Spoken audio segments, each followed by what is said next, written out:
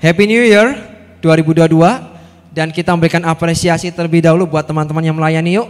Yuk kita berikan apresiasi, terima kasih teman-teman. Kalian melayani dengan luar biasa sekali.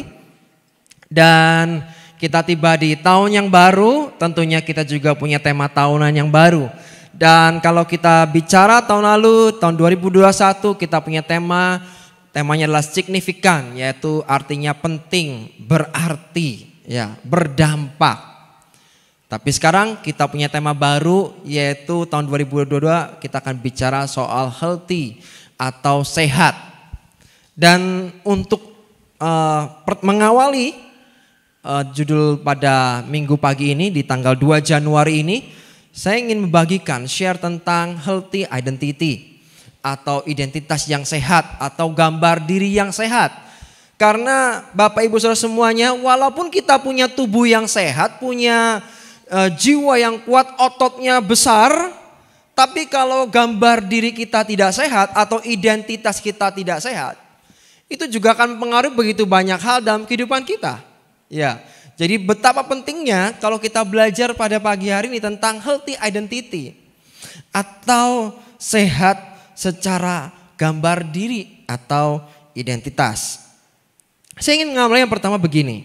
Ya, yang pertama bahwa yang namanya kesehatan, ya, yang namanya sehat itu kita perlu menjaganya terus-menerus. Setuju dengan ini?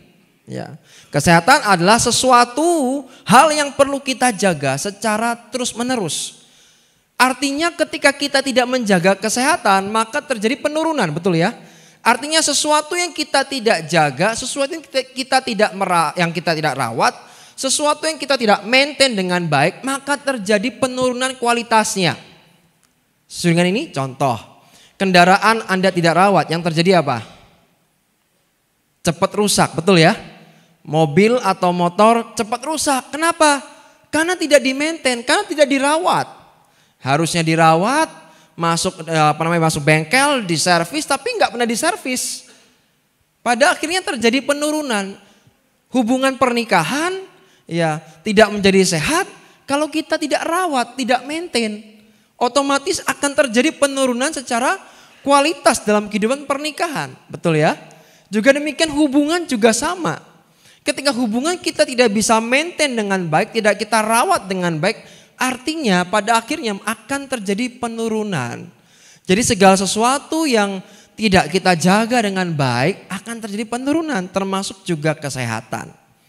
Karena saya sedang fokus dalam kesehatan, maka dari itu saya juga mengundang Bapak Ibu Saudara semua untuk hadir ya. Tanggal minggu depan 9 Januari kita ada seminar kesehatan bagi mungkin Bapak Ibu Saudara yang menginginkan atau punya dreams ya, atau punya wacana di awal tahun ini bahwa wah saya pingin tubuh saya lebih sehat. Ya, jadi kalau mungkin bodinya bagus itu cuman bonus. Banyak orang cuma ngejar bodinya keren, ya sebenarnya bukan sekedar bodinya keren, tapi yang terpenting adalah sehat. Karena sehat adalah nomor satu, betul ya? Karena sehat itu mahal. Maka besok minggu depan setelah ibadah minggu pagi kita ada seminar tentang bagaimana kita punya pola atau kebiasaan hidup yang sehat. Excited dengan ini, ya? Dan yang akan berbicara tentunya bukan saya ya, bukan saya. Ya, melainkan ada dokter spesialis yang akan menyampaikan, beliau juga membimbing saya. Dan dalam waktu 3 bulan saya bisa turun 12 kilo dan itu tanpa obat. Ya. Dan kemarin saya habis check up darah dan saya ingat bulan September atau bulan Agustus saya lupa ya, kalaunya September sih. September saya saya iseng-iseng pengen cek darah. Jadi kalau kita ini nggak pernah ngecek, kita nggak pernah ngerti kita ini sehat atau tidak, betul ya? Ngerti dari mana? Oh dari luar tampaknya sehat. Yang tampaknya sehat tuh belum tentu sehat. Setelah saya cek, ternyata triglyceride saya tinggi sekali 430, itu tinggi sekali. Saya masih berusia 37 tahun dengan triglyceride 430 dan itu berbahaya. Kalau itu diteruskan, saya bisa meninggal karena jantung. Ya, artinya bahwa itu visceral fat atau lemak di organ-organ atau termasuk lemak di jantung itu cukup tebal. Dan itu bisa mengakibatkan serangan jantung. Dan saya belajar sejak itu saya mulai menjaga kesehatan saya. Ya, saya jaga kesehatan saya dan kemarin saya check up TG saya sudah sekian, udah lama nggak minum obat ya, udah lama banget nggak minum obat. Selama saya diet, saya memiliki kebiasaan hidup sehat, saya tidak mengkonsumsi obat lagi. Kemarin saya check up 110, bisa bayangkan itu? 110, saya normal loh, tanpa obat. Ternyata bisa nggak? Bisa. Ternyata segala sesuatu yang kita rawat akan baik pada akhirnya. Termasuk juga identitas kita juga perlu kita jaga terus menerus kesehatannya. Kenapa kok perlu dijaga ya identitasnya? Ya sama seperti kayak masa otot, Bapak Ibu tahu masa otot orang-orang di usia 30 tahun ke atas akan terjadi penurunan 1% tiap tahunnya. 1%. Artinya kalau Anda tidak mau olahraga, tidak mau bergerak, maka masa ototnya akan terus makin berkurang tiap tahunnya. Nah, maka saya juga punya kebiasaan every day saya angkat beban. Walaupun beban hidup sudah berat, saya angkat bebannya lagi. Iya, ya. Tujuannya apa? Supaya ototnya tetap kencang dan saya belum pernah punya tubuh, menurut saya ini the best versi saya daripada Albert yang mungkin usia 20 tahun. Menurut saya inilah tubuh yang terbaik yang saya punya, yang pernah ada dan akan terus lebih baik. Kenapa? Di-maintain, dijaga, dirawat.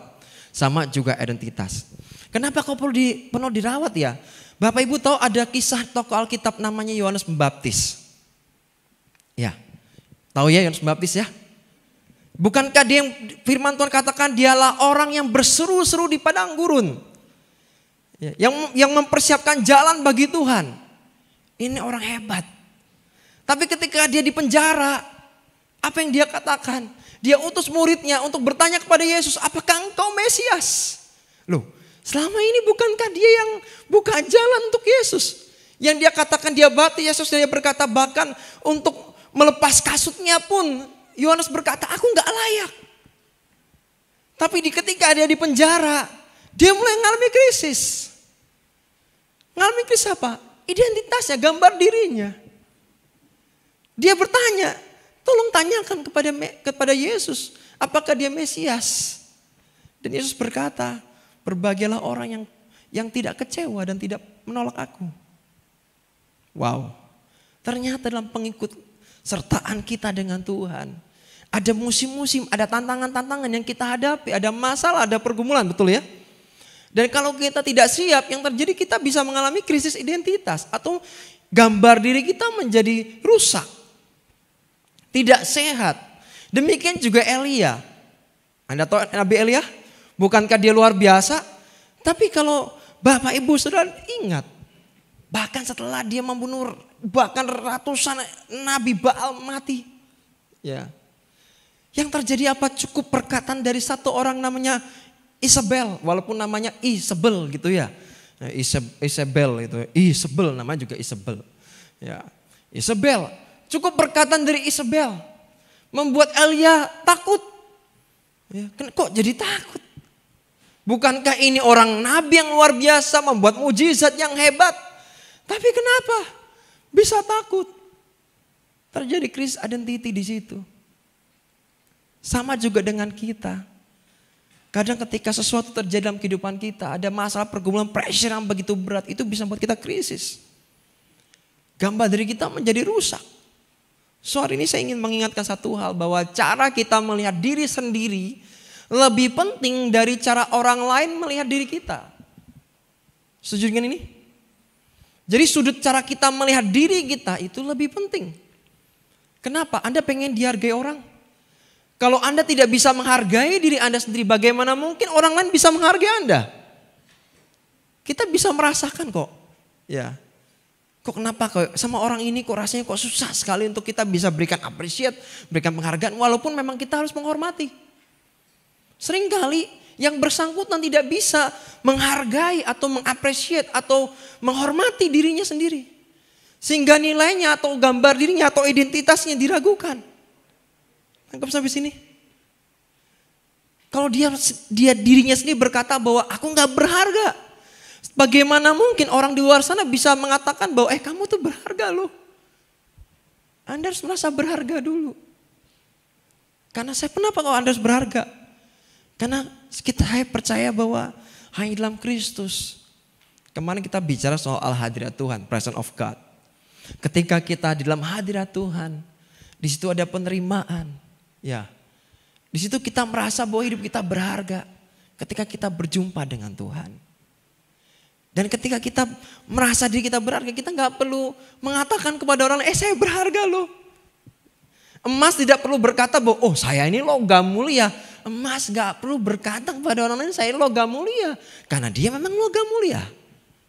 Sama juga dengan diri hidup di setiap kita. Kalau hidup kita berharga, kita nggak perlu teriak-teriak di luar. Hidup saya berharga loh. Ada saya di sini, come on, ada saya di sini.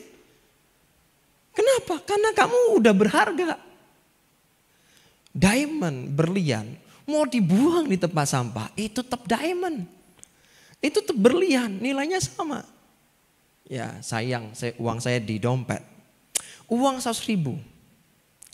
Mau saya lecek-lecek, tak remet-remet, saya injak-injak. Saya mau tanya, nilainya berubah nggak? Ayo. Buat beli nasi goreng di Pak Yosep, kira-kira laku nggak? Halo, ayo. Walaupun itu habis diremet-remet, ya, mungkin habis emosi ya, diinjek-injek, uangnya nilainya nggak berubah, tetap 100.000. Dan itu kalau kita belikan nasi goreng Pak Yosep, wah itu masih laku, ya, walaupun jangan gitu ya, masa uangnya mau dikasih orang terus diinjek-injek diremet-remet, jangan gitu ya. Tapi by the way, Anda nangkep maksud saya bahwa value Anda tidak berkurang. Demikian juga di mata Tuhan, Anda adalah pribadi-pribadi yang berharga. Amin. Anda tetap berarti. Sekalipun orang di luar sana berkata, kamu emang gak ada gunanya. Gak ada gunanya. Kamu ini emang tidak berarti. Tapi tahukah di mata Tuhan hidupmu berarti. Sekalipun di luar sana orang lain berkata, kamu gak berarti sama sekali. Bagi Tuhan engkau berarti.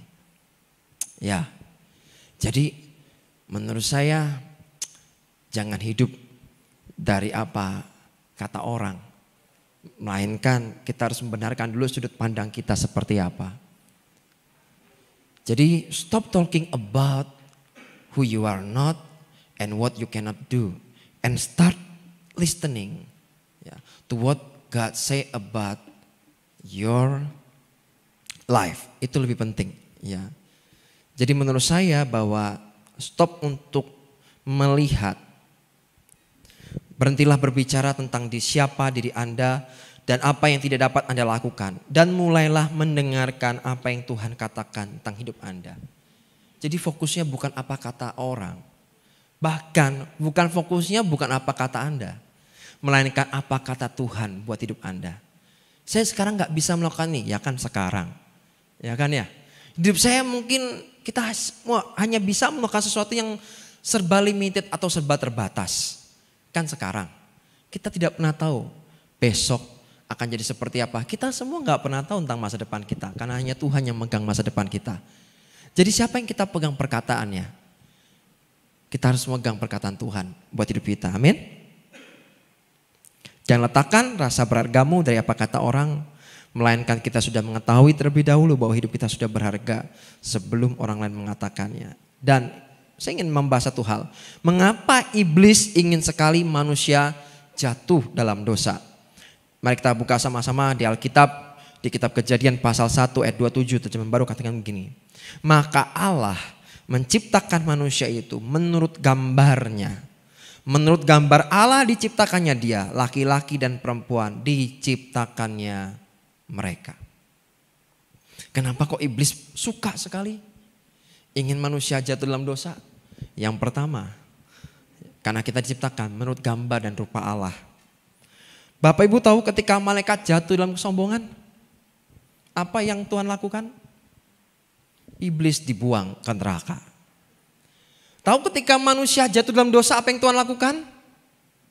Tuhan tidak membuang. Tuhan datang ke dunia, bahkan menebus kita semuanya. Tahu bedanya? Tahu bedanya? Jauh sekali.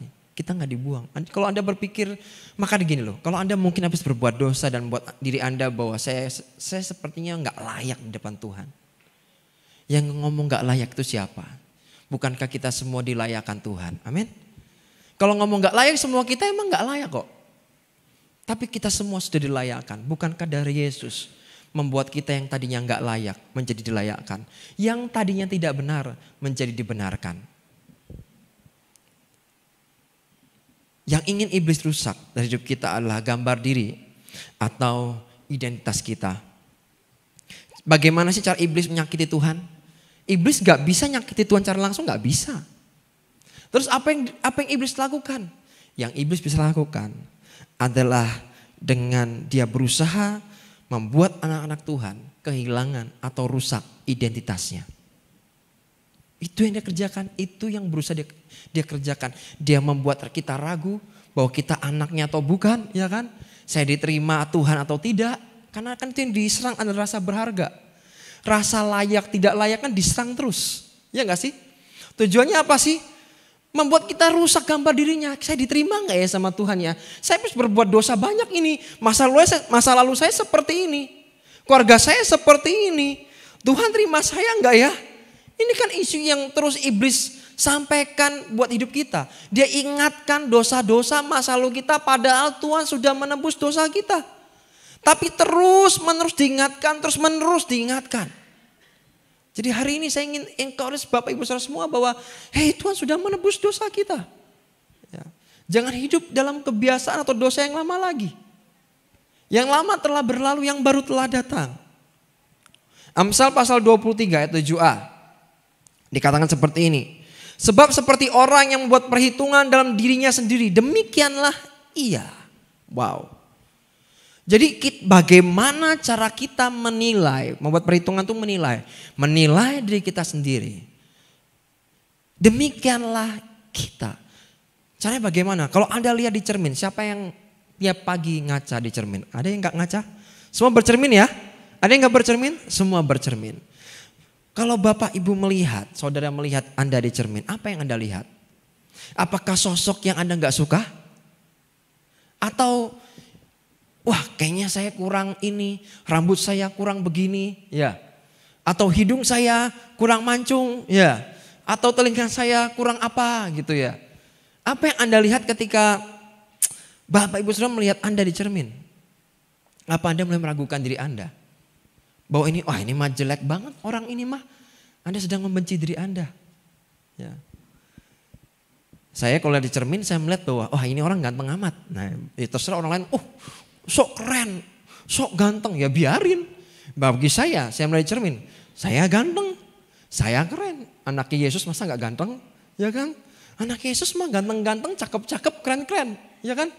Tergantung nih bagaimana kita menilai diri sendiri itu seperti apa. Ya. Kadang kan ada orang ya pakai baju rasanya gak nyaman. Pakai baju semuanya gak nyaman semuanya. Tapi ada orang pakai baju apapun kok kelihatannya kok bagus ya. Ya tergantung bagaimana orang pakai baju itu rasanya nyaman atau enggak. Kalau dia nyaman-nyaman aja orang lain juga rasanya nyaman. Kalau kita udah pakai baju rasanya gimana ya gitu ya. Orang lihat kita juga kayaknya ada yang kurang deh. Kayaknya ada yang kurang karena kita sendiri sudah merasa kurang. Nangkep sampai sini? Kalau kita merasa ini udah oke-oke aja semua kan baik-baik aja, kan fine-fine aja. Nangkep sampai sini? Ya. Jadi demikian orang membuat perhitungan, membuat penilaian terhadap dirinya sendiri. Demikianlah ya. Dan saya ingin kita membahas tentang faktor yang menentukan identitas seseorang. Apa itu faktor yang menentukan identitas seseorang? Yang pertama adalah background. Itu bicara soal keluarga, status, ekonomi dan sosial. Ini sering terjadi. Emang kenyataannya ini faktor pembentuknya. Kemudian yang kedua masa lalu. Ya, Anda pernah mengalami trauma-trauma masa lalu? Itu kenapa Anda harus datang pada Yesus supaya Anda dipulihkan identitasmu. Anda dipulihkan gambar dirimu. Tujuannya apa sih? Supaya kamu gak kebanyakan lihat ke belakang. Karena Tuhan itu yang sudah menyediakan masa depan yang indah penuh pengharapan. Anda pegang itu dan percaya itu. Bukan lihat di belakang. Dan yang ketiga, apa yang dikatakan oleh orang lain atau orang di sekitar kita. Capek lu Bapak Ibu Saudara semua kalau kita hidup untuk menyenangkan semua orang? Capek enggak? Ada gitu, ada di antara kita yang berusaha menyenangkan semua orang? Ada? Saya dulu mencoba melakukan itu. Saya jujur. Saya mengatakan yes kepada siapapun saya akan berkata yes. Waduh. Janji ini ya kesini ya yes. Tolong ini ya yes. Tolong ini ya yes. Terus akhirnya apa? Jadi enggak semuanya amburadul, iya. Kenapa? Kebanyakan janji, susah untuk menepati. Tujuannya apa? Supaya saya di-accept, supaya saya diterima. Supaya saya mencoba untuk menyenangkan semua orang. Padahal kita hidup tidak akan pernah bisa menyenangkan semua orang. Kalau Anda lihat Yesus kurang apa? Bukankah dia Yesus adalah pribadi yang sempurna? Betul gak sih? Tapi ada orang-orang yang gak suka sama Yesus. Bayangin, Yesus aja gak bisa menyenangkan semua orang. Apalagi kita mencoba menyenangkan semua orang yang kita tidak akan pernah mampu. So jangan hidup dari apa kata orang. Nangkap sampai sini. Ya, jangan hidup dari apa kata orang. Ada 3 hal yang mengaruhi pembentukan identitas. Yang pertama, rasa diterima atau acceptance. Ini penting sekali. Rasa penerimaan. Bahkan siapapun boleh datang ke gereja ini boleh. Bahkan orang berdosa yang paling dikatakan ini orang paling berdosa boleh diterima nggak tempat ini? Boleh sekali. Kenapa? Karena memang orang seperti ini butuh diterima. Kalau orang seperti nggak diterima, terus bagaimana mereka bisa melihat Yesus? Ya, kadang kita anti melihat, ini apa sih orang ini? Pakai tato dikit, ini masih orang nggak bener, judgementnya keluar. Ya, bisa aja itu memang kesalahan di masa lalunya. Dan terus mau diapain? Cara menghilangkan tato pak, sengerti saya cuma 2. Ini kalau nggak di laser tapi biaya mahal, atau yang kedua disetrika. Ayo, serem kan? Ya nggak mungkin dong. Tapi bisa terjadi karena terjadi dosa masa lalunya. It's okay. Bagian kita apa sih? Ya terima. Ya, kasih Tuhan menerima kita apa adanya. Tapi kasih yang sama tidak akan membiarkan kamu menjadi terus apa adanya. Kadang kan kita kan mintanya, maklumin terus dong, memang saya kan seperti ini. Nah itu bahayanya. Tapi gak mau berubah, Anda harus berubah. Pertama diterima. Tapi percayalah, kasih yang sama tidak akan pernah membuat hidup Anda terus dibiarkan. Terus yang kedua, rasa belonging atau rasa berharga. Rasa berharga itu penting sekali. Orang-orang, atau saya pun nih termasuk ya, yang waktu kecil mengalami krisis identitas gambar diri yang seperti ini. Saya sibuk untuk cari pengakuan di mana-mana. Cari perhatian, cari pengakuan itu saya. Dan cari cara perhatian dan cara mencari pengakuannya dengan cara yang lain. Bukan dengan cara yang positif, tapi dengan cara yang negatif. Saya buat ulah, ya. Saya tiap hari bertengkar, berantem. Itu makanan saya tiap hari. Saya rusak gambar diri saya. Kenapa? Saya mencari. Apa sih rasa berharga tuh, rasa diakui itu loh. Saya gak dapetin. Sampai saya bertemu dengan Tuhan, saya pulih. Yang ketiga, confidence, percaya diri. Karena biasanya orang yang mengalami krisis identity atau identitasnya gak sehat cenderung minder. Perhatikan orang yang minder. Orang yang minder itu bukan rendah hati. Beda rendah hati dengan rendah diri itu beda. Rendah diri artinya bahwa menganggap dirinya lebih rendah dari orang lain. Rendah hati berbeda. Walaupun dia punya status, punya kepercayaan lebih, punya otoritas yang lebih. Tapi dia bisa merendahkan hatinya.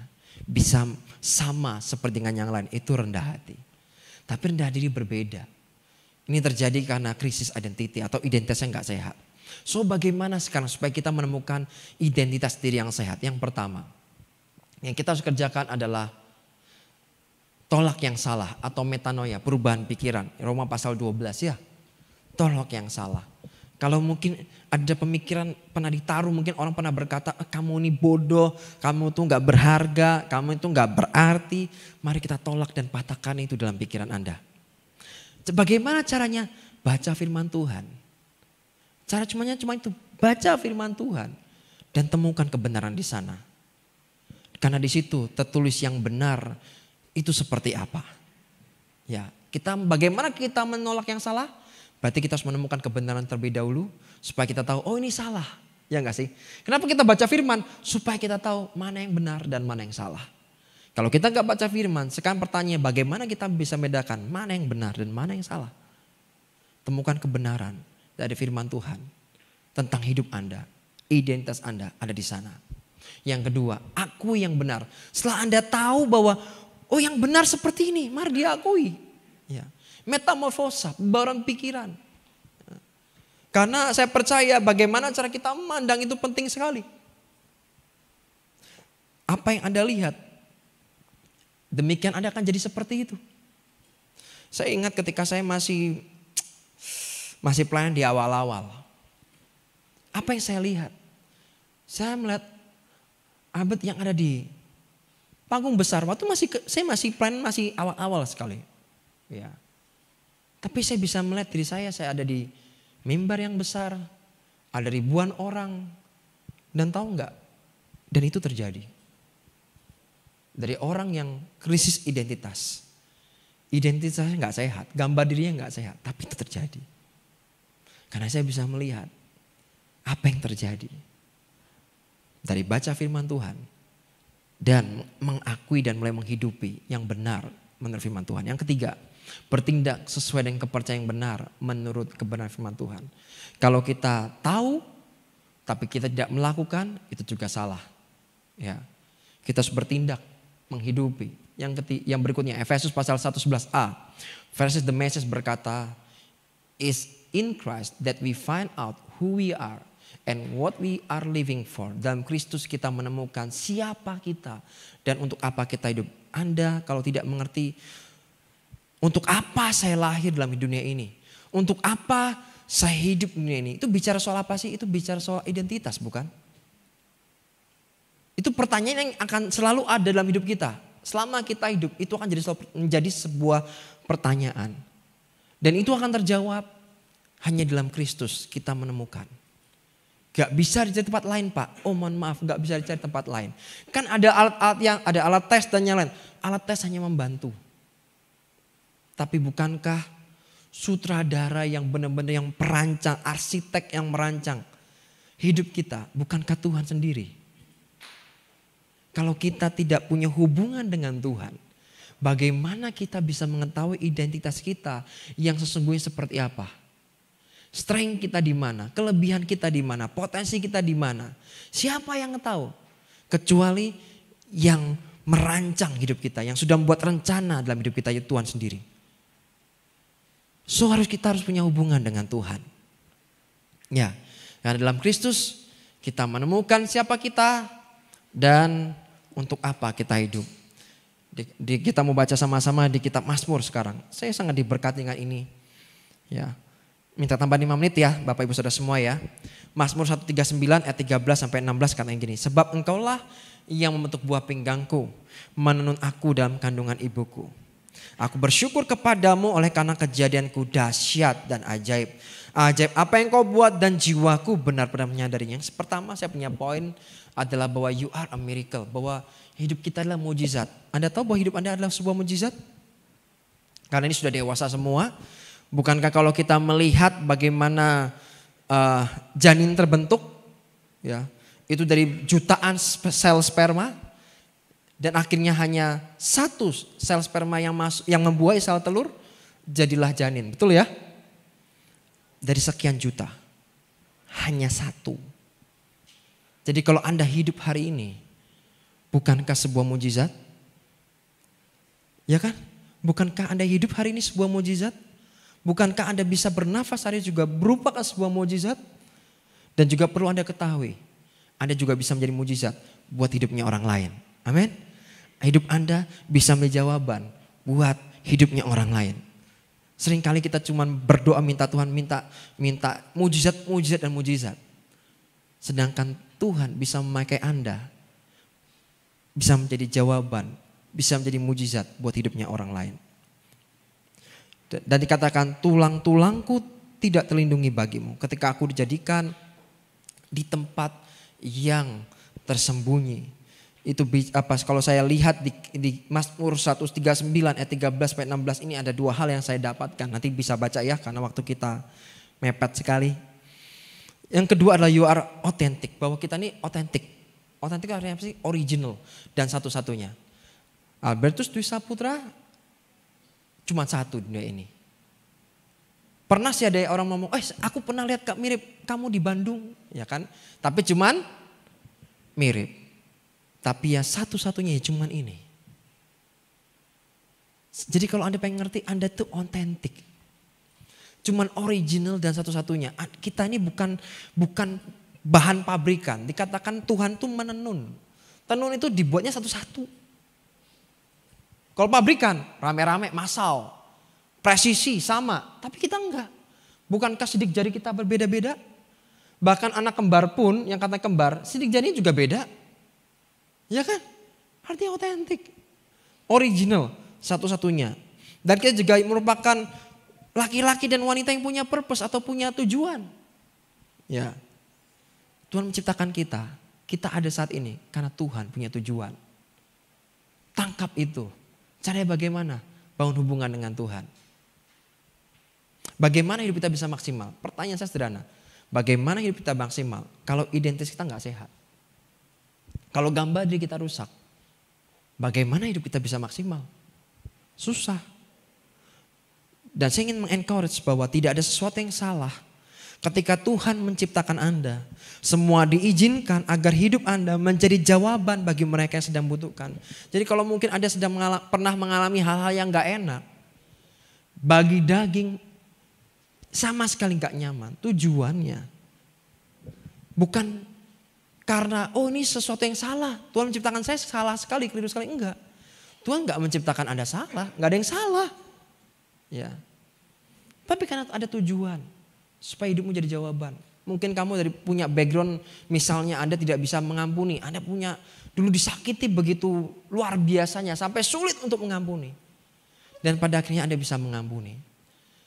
Kejadian yang Anda alami bukan sesuatu yang salah. Tujuannya apa sih? Anda bisa jadi berkat buat orang-orang yang sampai hari ini belum bisa mengampuni. Anda bisa share bahwa dulu saya juga tidak bisa mengampuni. Tapi anugerah Tuhan mampukan saya untuk bisa mengampuni yang lain. Amin. Jadi nggak ada yang salah. Saya mau cepat bagaimana hidup kita bisa maksimal dan menggenapkan rencana serta panggilan Tuhan ketika kita tidak mengetahui identitas diri. Orang yang tidak memiliki identitas diri yang sehat cenderung untuk mencari pengakuan, perhatian dan pujian dari orang lain. Kalau kita ini sudah cukup, nih di dalam ini cukup ya. Gambar diri kita sehat, kita nggak cari pujian kok.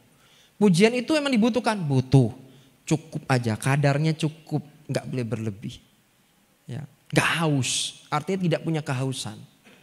Kalau kita haus pujian, haus pengakuan, cari perhatian, artinya ada sesuatu yang nggak beres dan itu perlu dipulihkan.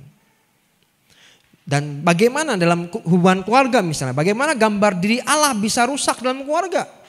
Ketika seorang anak tidak memiliki figur ayah dalam keluarganya, itu bisa rusak. Bagaimana anak bisa cinta Tuhan kalau dia tidak mendapatkan figur ayah? Dia tidak bisa mendapatkan figur ayah bapak yang baik itu seperti apa sih? Dia nggak punya kok. Terus yang kelihatan aja tidak bisa menunjukkan itu, apalagi nggak kelihatan. Maka penting sekali di dalam keluarga kita sebagai orang tua, ya perlu memberikan sebuah contoh, memberikan sebuah teladan. Supaya apa sih? Supaya anak-anak kita bisa melihat Kristus. Anak-anak kita bisa melihat Yesus dalam hidup kita. Walaupun memang kita punya kecenderungan salah, berdosa, punya kelemahan, punya kekurangan. Tapi kita usahakan yang terbaik. Untuk anak kita tidak kehilangan figur seorang ayah atau orang tua yang baik. Saya closing dengan ini. Main musik bisa maju ke depan ya. Orang yang mengetahui identitas dirinya akan merasa secure dan berhenti untuk comparing. Semakin Anda membandingkan hidup Anda dengan hidupnya orang lain, semakin Anda akan membenci hidup Anda sendiri. Saya ulangi ya, semakin Anda membandingkan hidup Anda dengan hidupnya orang lain, semakin Anda akan membenci hidup Anda sendiri. Enaknya orang itu ya, enaknya orang itu ya. Semakin Anda seperti itu, Anda akan melihat bahwa saya nggak baik. Saya nggak baik, saya nggak baik, dan makin benci, makin benci, makin benci. Jadi stop comparing, berhenti untuk membandingkan dan merasa secure. Orang yang punya identitas yang sehat, gambar diri yang pulih, dia akan merasa aman. Ketika ada orang lain yang diangkat Tuhan, dipromosi Tuhan, nggak akan nyinyir. Wah, kok dia bisa diangkat, kok dia dapat promosi, oh dia aja masih begini. No, Anda tidak akan pernah lakukan itu. Anda akan merasa secure. Setiap orang punya lintasannya masing-masing. Punya lintasan hidupnya masing-masing. Bagian kita cuma satu, fokus kepada lintasan kita masing-masing. Sampai Tuhan panggil kita pulang. Amin.